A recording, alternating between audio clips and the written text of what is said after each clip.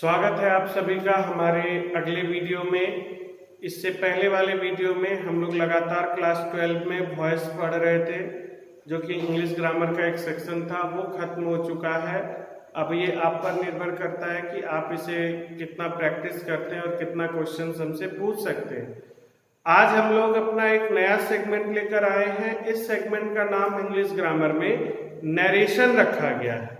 इस नरेशन को समझने के लिए आपको एक कहानी सुनाई जाएगी, जो मेरी बहुत पुरानी, बहुत प्रचलित कहानी है। इस कहानी के दो किरदार हैं और एक किरदार नौकर है, यानी टोटल 3 किरदार हैं इस कहानी में। फिलहाल नरेशन का ओरिजिन समझते हैं। नरेशन बना है नैरेट से। नैरेट का मतलब होता है कहना, कहना, और नरेशन की हिंदी होती है कथन।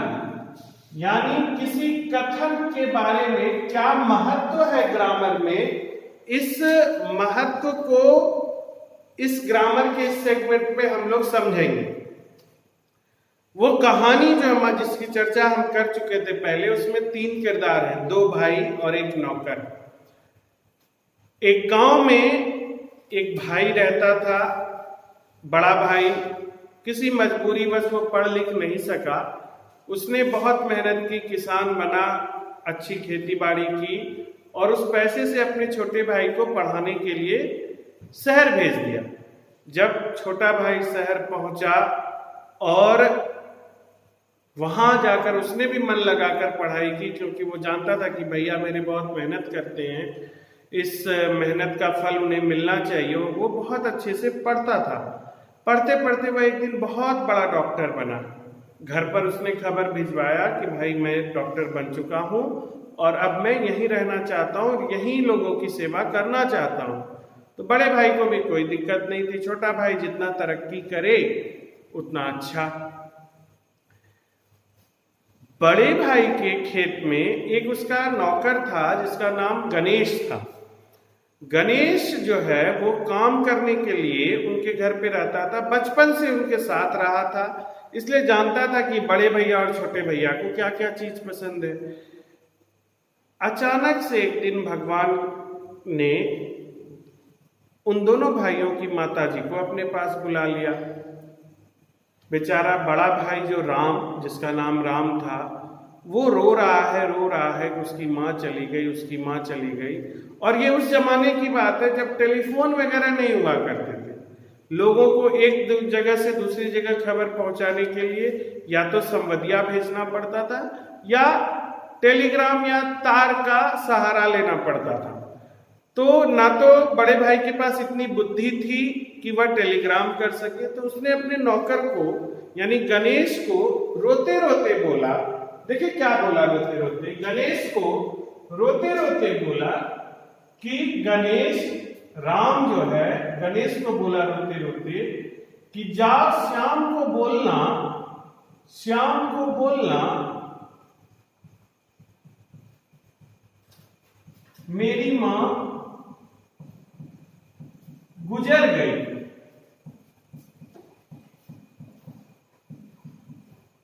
मेरी मां गुजर गई। गणेश जो कि बचपन से नौकर की तरह ही था, वो भी बेचारा मां के गुजरने से बहुत आहत था, बहुत रो रहा था। रोते रोते रोते रोते और थोड़ा सा मंद बुद्धि था।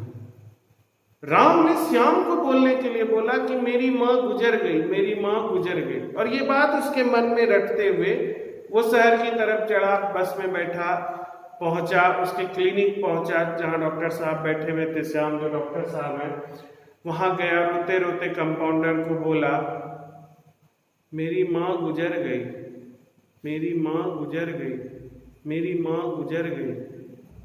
कंपाउंडर जो है, जो इसको नहीं जानता था, उसने अंदर खबर भेजा कि डॉक्टर साहब एक मरीज आया है जो बार बार रो रो कर बोल रहा है मेरी मां गुजर गई। डॉक्टर श्याम बाहर आए और इन्होंने देखा, अरे गणेश तुम, क्या हुआ? मेरी मां गुजर गई, मेरी मां गुजर गई। तो श्याम जो है गणेश को बड़ा ढाढ़स बंधाता है, जानता है कि मेरे भैया के पीठ पर लगा हुआ यही एक व्यक्ति है जो बार बार उनकी मदद करता है। ढाढ़स बंधाया, उसे घर लेकर गया कि अच्छा कोई बात नहीं, लोग इंसान आते ही हैं जाने के लिए। बहुत तरह से समझाया, कंसोल किया और उसे अपने घर ले जाकर रात पर रखा। बोला हम लोग सुबह चलेंगे। डॉक्टर के पास अपनी गाड़ी थी। सुबह वो लोग गए और वहां क्या देखते हैं डॉक्टर साहब कि ये जो मेरी माँ है यह गणेश की माँ नहीं होके डॉक्टर श्याम की ही माँ थी।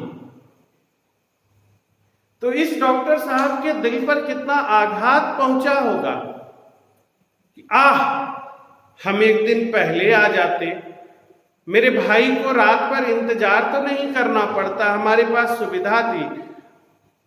कब वह एक दिन पहले आ जाता। अगर इस कहानी का सार देखिए और इस कहानी को समझने का प्रयास कीजिए तो अगर गणेश जाकर डॉक्टर श्याम को बोलता कि डॉक्टर साहब आपकी मां गुजर गई, मेरी मां गुजर गई, यह लाइन नहीं बोलकर आपकी मां गुजर गई, तो डॉक्टर साहब उसी समय अपनी गाड़ी लेकर आ जाते और शाम तक गांव पहुंच जाते और भाई के पीठ पर एक सहारा बनते। तो ये है कथन का अंतर। मेरी मां और उनकी मां में कितना बड़ा डिफरेंस क्रिएट हो सकता है, आप इस छोटी सी कहानी से के जरिए समझ सकते हैं। और इसी समझाने का नाम है नरेशन समझाना।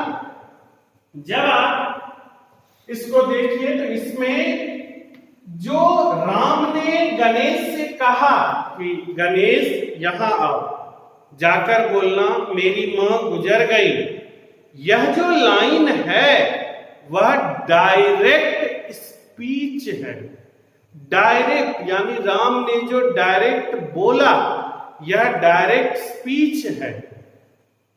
और इसी डायरेक्ट स्पीच को हूबहू गणेश ने श्याम को सुना दिया। तो डायरेक्ट स्पीच हूबहू जाकर जब श्याम के पास गया तो वह बदला नहीं, लेकिन अगर बदल देता तो अर्थ भी बदलता, मतलब भी बदलता, भावनाएं भी बदलती। तो इसी डायरेक्ट स्पीच को बदलना नरेशन चेंज करना कहलाता है। और इसके कुछ रूल्स हैं और इसके कुछ पार्ट्स हैं जिनको कहा जाता है। जैसे आप में से किसी लड़के का नाम जरूर विशाल होगा। विशाल कहता है, रोज मुझसे कहता है, विशाल सेज टू मी, विशाल मुझसे कहता है, क्या कहा भाई कि sir I am reading a book. तो देखिए ये जो इन्वर्टेड कॉमा के अंदर यह जो सेंटेंस लिखा हुआ है यह वह सेंटेंस है जो विशाल ने मुझसे कहा। विशाल ने मुझसे कहा, ये सामने विशाल खड़ा है और यह मुझसे कह रहा है कि sir I am reading a book, यानी मैं एक पुस्तक पढ़ रहा हूं। तो यह जो कथन है यह विशाल के द्वारा कहा गया एक अपने आप में हूबहू वही कथन है जो विशाल ने कहा। तो इसी पूरे चीज को हम कहते हैं डायरेक्ट स्पीच। इसी पूरे चीज को हम लोग कहते हैं, इसी पूरे सेंटेंस को कहते हैं डायरेक्ट स्पीच। यानी जैसा स्पीच उसने दिया, जैसा कथन उसने कहा, वैसा हूबहू हमने आपके सामने लिख दिया। इस डायरेक्ट स्पीच के इस पार्ट को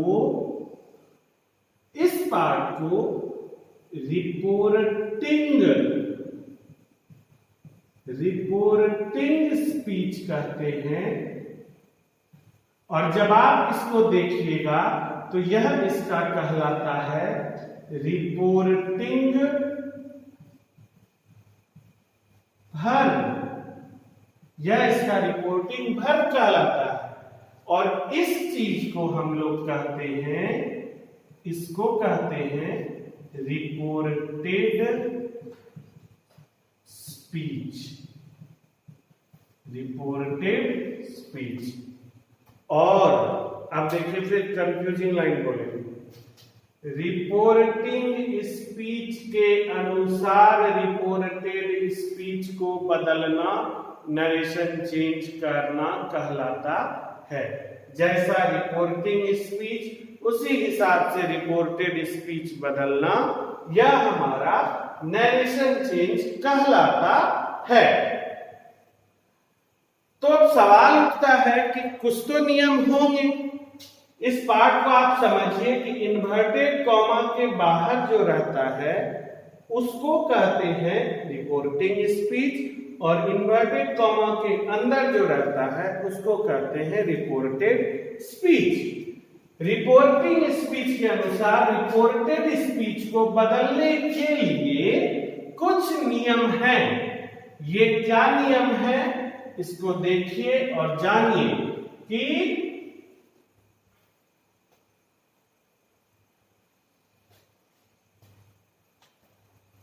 कुछ बातें जान लीजिए कि इन्वर्टेड कॉमा के बाहर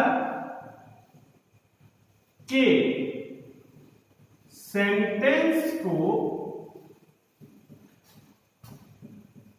इन्वर्टेड कॉमा के बाहर के सेंटेंस को रिपोर्टिंग स्पीच कहते हैं।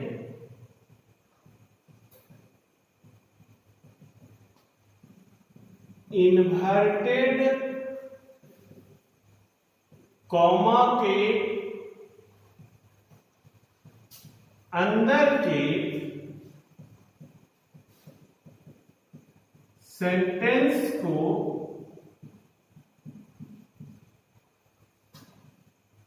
रिपोर्टेड स्पीच कहते हैं। यह चीज मोस्ट इंपॉर्टेंट ये लाइन है, ये मोस्ट इंपॉर्टेंट लाइन है कि रिपोर्टिंग स्पीच के वर्ब के अनुसार रिपोर्टेड स्पीच में, रिपोर्टिंग स्पीच के वर्ब के अनुसार रिपोर्टेड स्पीच में परिवर्तन किया जाता है। परिवर्तन किया जाता है। नरेशन में, नरेशन में तीन प्रकार के, नरेशन में तीन प्रकार के परिवर्तन किए जाते हैं। तीन प्रकार के परिवर्तन किए जाते हैं। कौन कौन से? पहला, चेंज ऑफ पर्सन किया जाता है। दूसरा, चेंज ऑफ टेंस किया जाता है। और तीसरा, चेंज ऑफ टाइम किया जाता है। तीन तरह का परिवर्तन किया जाता है। कभी भी जब भी आप नरेशन चेंज करते हैं तो यही तीन काम किया जाता है। इन तीन काम के अलावा कोई ज्यादा बड़ा काम नहीं किया जाता। जिसमें ये जो पहला काम है यह सबसे मुख्य काम है। आपके पास कभी कभी ऐसी परिस्थिति आएगी कि आप चेंज ऑफ टेंस नहीं भी कीजिए, चेंज ऑफ टाइम नहीं भी कीजिए, लेकिन चेंज ऑफ पर्सन आपको हर बार करना होगा। और चेंज ऑफ पर्सन करने के लिए सबसे पहले पर्सन पहचानना होगा। आप जानिए, और उम्मीदतया आप जानते हैं कि इंग्लिश ग्रामर में 3 ही पर्सन होते हैं। फर्स्ट पर्सन जिसमें कि आई और वी होता है, सेकेंड पर्सन जिसमें यू आता है, और थर्ड पर्सन जिसमें ही, सी, इट, नेम, दे, ये सब आते हैं। फर्स्ट पर्सन, सेकेंड पर्सन और थर्ड पर्सन, इन 3 पर्सन्स के अलावा कोई और पर्सन नहीं होता इंग्लिश ग्रामर में। इससे पहले और इसके हम आपको बताएं कि चेंज ऑफ पर्सन या चेंज ऑफ टेंस कैसे होता है।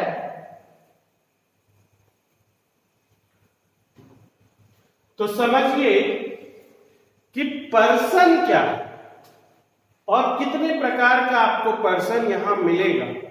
यहां देखिए, आई से जन्म होता है, आई से ही जन्म होता है मी का, इसी से जन्म होता है माई का, इसी से जन्म होता है माइन का। मैं, मुझे, मेरा, मेरा। वी से जन्म होता है अस का, इससे जन्म होता है आवर का, और इससे जन्म होता है आवर्स का। इसी तरह से यू से जन्म होता है यू का, फिर योर का और योर्स का। ही से जन्म होता है हिम का, फिर हिज का और हिज का। सी से जन्म होता है हर का, फिर हर का और हर्ष का। दे से जन्म होता है देम का, देयर का और देयर्स का। इस टेबल को जो लड़का लड़की याद कर लीजिएगा, अपने जहन में बिठा लीजिएगा, उनको चेंज ऑफ पर्सन में कभी भी कोई भी दिक्कत नहीं आएगी। ये मेरी गारंटी है कि अगर आपने इसको देख लिया और इसको समझ लिया, इसकी तस्वीर आपके मन स्थिति में छप गई, तो आपको कभी भी नरेशन चेंज करने में किसी भी प्रकार की कोई दिक्कत नहीं होगी। चेंज ऑफ पर्सन का जो रूल है, चेंज ऑफ पर्सन का रूल कहता है कि सर, चेंज ऑफ पर्सन यदि आपको करना है, अगर आपको चेंज ऑफ पर्सन करना है तो आप क्या कीजिए?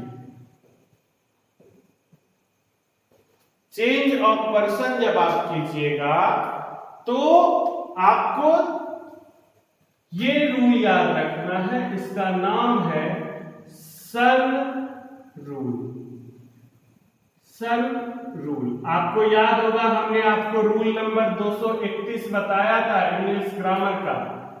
जो लोग मेरे डेमो क्लास में थे वो जानते हैं रूल नंबर 231। इसी तरह से यहां पर रूल नंबर है 123। ये सन रूल क्या कहता है कि फर्स्ट पर्सन सब्जेक्ट के अनुसार, सेकेंड पर्सन ऑब्जेक्ट के अनुसार और थर्ड पर्सन में नो चेंज होता है। हम उम्मीद करते हैं कि आप इधर भी ये सारी बातें उतार चुके होंगे, और अगर नहीं उतारे हैं तो इस समय भी वीडियो पॉज करके इसको उतार लीजिए और इस टेबल को आप बहुत अच्छा ब्रॉड बिल्कुल कॉपी के बीच में, जिस प्रकार आपको याद होगा कि आप क्लास 10th में संस्कृत में बालका बालको बालका बालकम बालको बालकान बालकेन बालकाभ्याम बालकाय बालकाय बालकाभ्याम बालकेभ्य लिखते थे, उसी तरह से इसको भी कॉपी में बीच में लिख के हाईलाइट करके रखिएगा, क्योंकि मेरे अगले वीडियो में हम आपको बताएंगे कि इसका यूज क्या होता है। तो जनरल में नरेशन चेंज करने का तीन ही है कि आप चेंज ऑफ पर्सन करते हैं, चेंज ऑफ टेंस करते हैं और चेंज ऑफ टाइम करते हैं, नरेशन चेंज हो जाता है। लेकिन जो आपका चेंज ऑफ पर्सन है वह डिटेल में इस तरह से है। चेंज ऑफ पर्सन, एक चीज यहां पर आपके गाइडलाइन के लिए लिख देते हैं कि रिपोर्टेड, एक बार फिर हम कमजोर, बहुत कमजोर हम हैं, इसलिए हम अपने हिसाब से आपको पढ़ाते हैं। रिपोर्टेड स्पीच मतलब हुआ इन्वर्टेड कॉमा के अंदर का वाक्य, इन्वर्टेड कॉमा के अंदर का वाक्य, ये रिपोर्टेड स्पीच कहलाता है। अब हम आपको लेकर चलते हैं कि चेंज ऑफ पर्सन क्या है। Change of person, change of person है कि सर रिपोर्टेड स्पीच का फर्स्ट पर्सन रिपोर्टिंग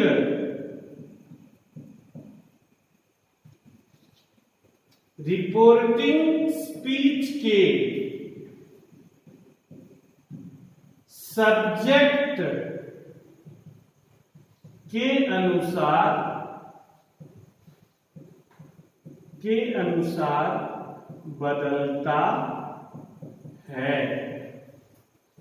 दूसरा इसका है कि रिपोर्टेड स्पीच का सेकेंड पर्सन रिपोर्टिंग स्पीच के ऑब्जेक्ट के अनुसार बदलता है। और तीसरा पॉइंट है कि रिपोर्टेड स्पीच के थर्ड पर्सन में कोई परिवर्तन नहीं होता है, कोई परिवर्तन नहीं होता है।